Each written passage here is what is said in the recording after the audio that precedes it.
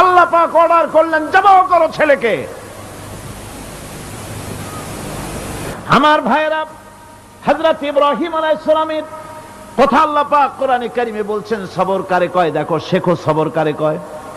আল্লাহ পাক বললেন ইব্রাহিম তোমার বিবি আর তোমার নবজাতক এই সন্তানকে রেখে আসো মক্কা নগরীতে। তিনি চলে গেলেন, সেখানে ঘর নাই, বাড়ি নাই, কিচ্ছু নাই, চতুর্দিকে ধুধু বালু আর মরুভূমি। হযরতে হাজরা বলছেন ইব্রাহিম সামান্য পানি আর খাবার দিয়া আমার সন্তান শুদ্ধ এখানে রেখে যেতেছো, আমি কি অপরাধ করেছি? কোনো জবাব নাই।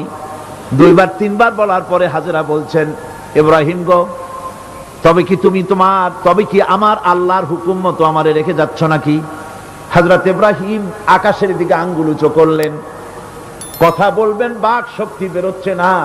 80 বছর বয়সের সময় একটা বাচ্চা আল্লাহ তারে দিচ্ছেন, আর এমন বাচ্চা পয়গম্বরের ছেলে, কি সুন্দর চেহারা, মরুভূমির উপরে ফালাই দিয়াছো, ফালাই দিয়ে রওনা হয়ে যাচ্ছেন, মুখ দিয়া কথা সরছে না, আকাশের দিকে দেখালেন।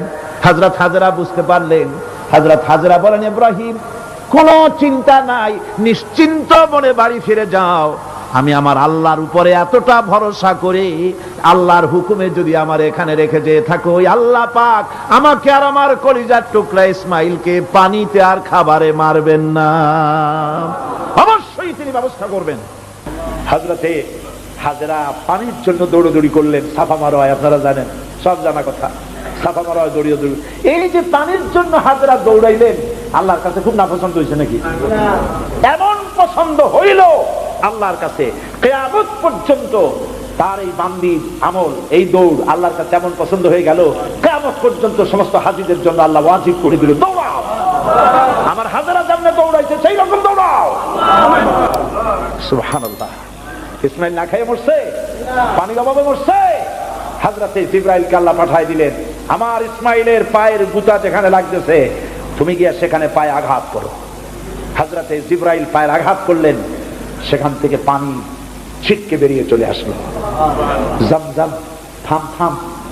হযরতে হাজরা এসে দেখেন পানি চিকচিক করতেছে চতুর্দিকে, পানি থামানো যায় না, চতুর্দিকে পাথর দিয়ে বেড়া দিতে, তাও থামে না। তারপরে তিনি বলছেন জাম জাম, মানে থাম থাম। পানি থেমে গেল, কিন্তু পানির উৎস থামলো না। সেই পানি পৃথিবীর কোটি কোটি মানুষ আজ পান করে, লক্ষ লক্ষ মানুষ এই পানি দিয়ে গোসল করে, উযু করে। লক্ষ লক্ষ গ্যালন পানি প্রতি বছর সারা দেশে ছড়িয়ে যায়, মক্কায় যায়, মদিনায় যায়, জেদ্দায় যায়, সমস্ত জায়গায় যায়। দরিয়া ফুরায় যাওয়ার কথা, কিন্তু কুয়া ফুরায় না। সুবহানাল্লাহ। আল্লাহর কুদরত কাকে বলে? এগুলো কি কপাল পোড়াদের কিসমতে হবে? কপাল পোড়াদের কিসমতে হবে? আল্লাহ পাক ঈমানদার মুমিনদের জন্য সমস্ত নিয়ামত রেখে দিয়েছেন। আল্লাহ পাক বলেছেন ফিহা আয়াতুন বায়্যিনাত, অসংখ্য নিদর্শন। এই কাবা আর এই কাবা কেন্দ্রিক আমার অনেক নিদর্শন আছে, তাকায় দেখো কত নিদর্শন। আজ পৃথিবীর কোন শহর নাই নিরাপত্তার শহর যেখানে জীবনের নিরাপত্তা পাওয়া যাবে। আল্লাহ পাক বলেছেন ওমান দাখালাহু কানা আমিনান, যেই ঢুকবে মক্কায় আর মদিনায় সেই নিরাপত্তা লাভ করবে। সুবহানাল্লাহ, সুবহানাল্লাহ বলবেন না? সুবহানাল্লাহ বলবেন না? আমার বন্ধুগণ, এরই বলে সারেন্ডার করা। আল্লাহ রাব্বুল আলামিন বললেন আসলিম, সারেন্ডার করো। হযরত ইব্রাহিম আলাইহিস সালাম বললেন আসলামতু লিরাব্বিল আলামিন, সারেন্ডার হয়ে গেলাম। সারেন্ডার হয়ে এক পরীক্ষা পাস করলেন, আরো এক পরীক্ষায় দুটা পাস করছেন কিনা? সুবহানাল্লাহ। এবার 3 নম্বরের পরীক্ষা, 3 নম্বর। ছেলে এবার বড় হয়েছে, নাদুস নুদুস চেহারা, সুন্দর, সুবহানাল্লাহ, নাদুস নুদুস চেহারা, জ্ঞান হয়েছে। এবার যাও ছেলেকে জবাব করো। সুবহানাল্লাহ। একটার পর একটা মারাত্মক অগ্নি পরীক্ষা, ছেলের জবাব করো। হযরত ইব্রাহিম আলাইহিস সালাম বলছিলেন যে আল্লাহ এই রকমের কঠিন পরীক্ষা তুমি আমারে ভালাইও না। বলছেন না। আমার মা বোনেরা, আমার ভাইয়েরা লক্ষ্য করেন, হযরত ইব্রাহিম ছেলেকে প্রশ্ন করলেন, তারে বললেন পরিষ্কার আল্লাহ আমাকে অর্ডার করেছেন, ইন্নী আরা ফিল মানাম আন্নী আযবাহুক, আমি স্বপ্নে দেখেছি আমি তোমাকে জবাহ করতেছি, বলো তোমার অভিমত কি? ফানজুর মাযা তারা, বলো তোমার অভিমত কি? হযরত ইসমাইল বলতে পারতেন আব্বা আপনি আমার বাবা, আমার মায়ের শুদ্ধ করে ভালাই দিয়ে গেছেন, বছরের পর বছর খাবার দেন নাই, পড়ার দেন নাই, খোঁজ খবর নেন নাই, আজকে কোন অধিকারে আপনি আমাকে জবাহ করতে এসেছেন? বলতে পারতেন না?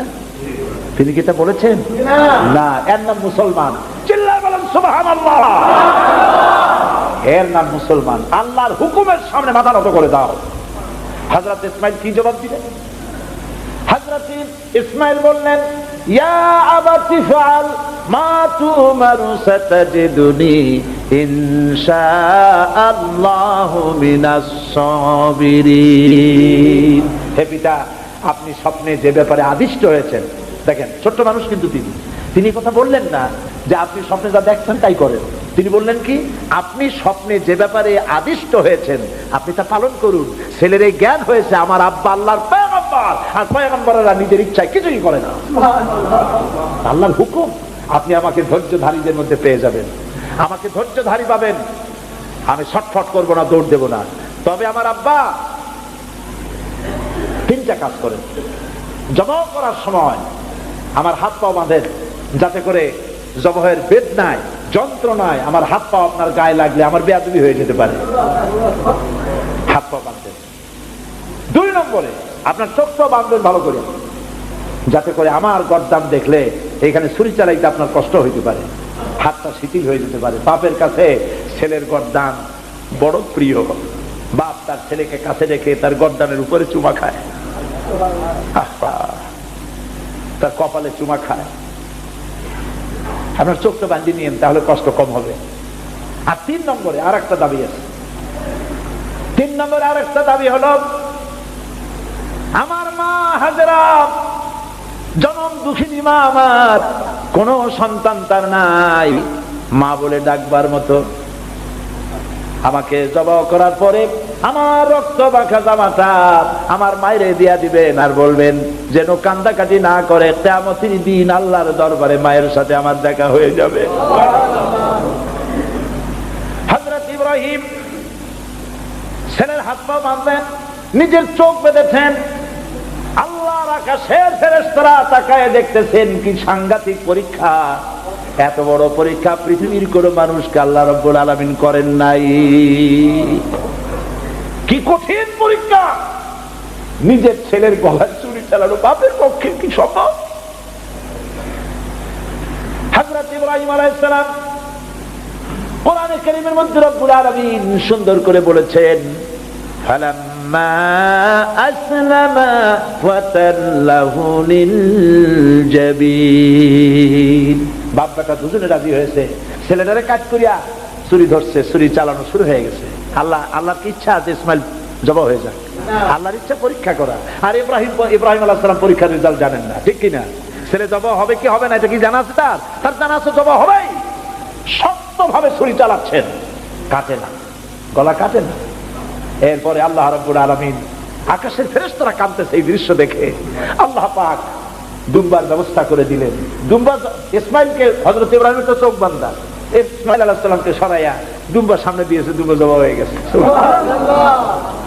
আল্লাহ রাব্বুল আলামিন হযরত ইব্রাহিমকে শোনায় দিলেন, ওয়ানাদাইনাহু আইয়া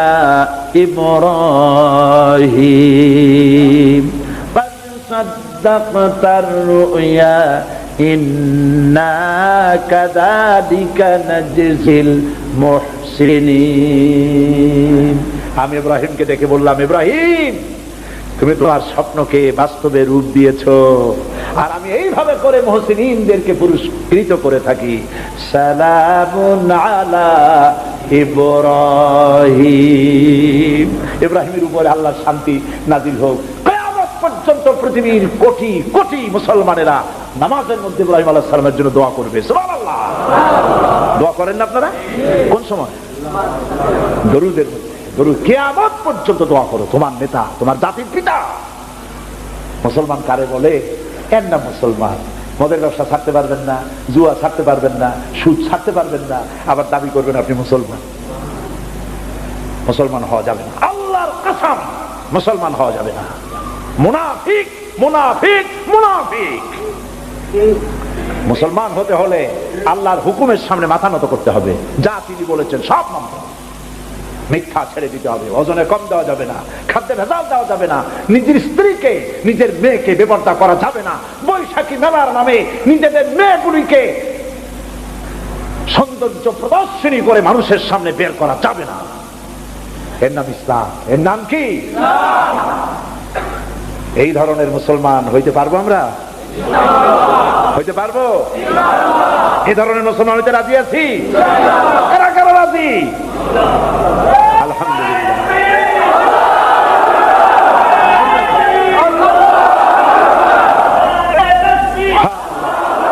বলি আলহামদুলিল্লাহ। জোরে বলেন আলহামদুলিল্লাহ। এইরকম মুসলমান হতে হবে যে আমার চেহারা করতে হবে আল্লাহ যেভাবে হুকুম করেছেন, রাসূল যেভাবে করেছেন। আমার পা থেকে শুরু করে মাথা, জামা কাপড়, ওঠা বসা, চলা ফেরা সব করতে হবে আল্লাহ যেভাবে বলেছেন, রাসূল যেভাবে করেছেন। আল্লাহ রাব্বুল আলামিন বলেন, ইয়া আইয়ুহাল্লাযীনা আমানু দুখুলু ফিস-সিলমি কাফা ওয়া লা তাত্তাবিউ খুতুওয়াতিশ শাইতান ইন্নাহু লাকুম আদুউম মুবিন। হে বিশ্বাসীরা, পূর্ণাঙ্গ রূপে ইসলামের মধ্যে দাখিল হয়ে যাও, একটু আধটু না, সবটুকুন। আর